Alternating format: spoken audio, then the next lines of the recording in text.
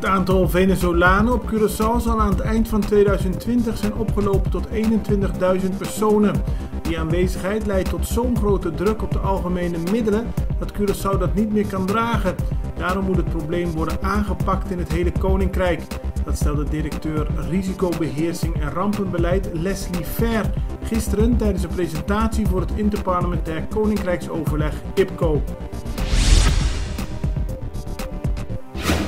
Volgens dezelfde rampencoördinator Leslie Ver is er een reële kans dat zich onder de vele Venezolaanse vluchtelingen ook Hezbollah-aanhangers bevinden.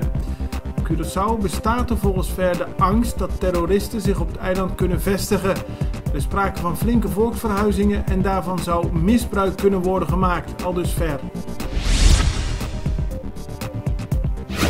Sint Maarten gaat vandaag naar de stembus om te kiezen voor een nieuw parlement. Het eiland werd in 2010 net als Curaçao een autonoom land binnen het Koninkrijk.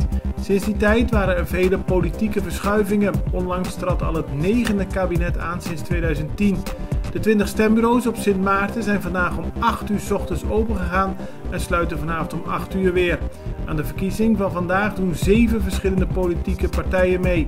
De uitslag wordt handmatig geteld en pas in de vroege vrijdagochtend verwacht.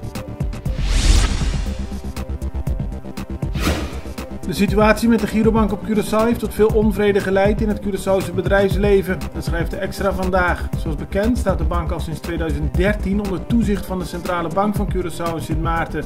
Nog in november 2019 zei de minister van Financiën in het parlement dat alles goed ging met de Girobank. Maar in december 2019 ging het mis. Nu kunnen klanten nog maar tot maximaal 10.000 gulden van hun bankrekening halen. De wijze waarop is omgegaan met de Girobank door de Centrale Bank en de overheid heeft voor veel onvrede gezorgd en ook het vertrouwen in het bankwezen doen afnemen, zo stelt de Extra. Een opmerkelijk ongeval gisteren op de Schottegatweg Zuid. De chauffeur van ABC Busbedrijf reed op een rij stilstaande auto's in.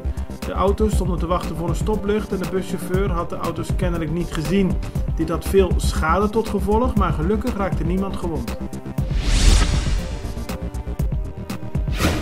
Een treurige gebeurtenis met toch een positieve afloop. Gisteren op de Landfill heeft een onbekende in een plastic zak 3 levende hondenpuppies gegooid.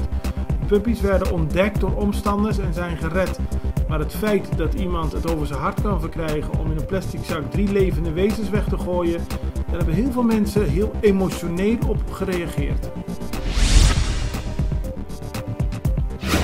Meer hondennieuws. Parlementariër Curly Obispo van de PAR is gisteren bij zijn huis in Groteberg aangevallen door 2 honden.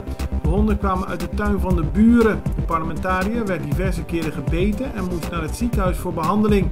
De honden waren agressief en zijn door de politie doodgeschoten.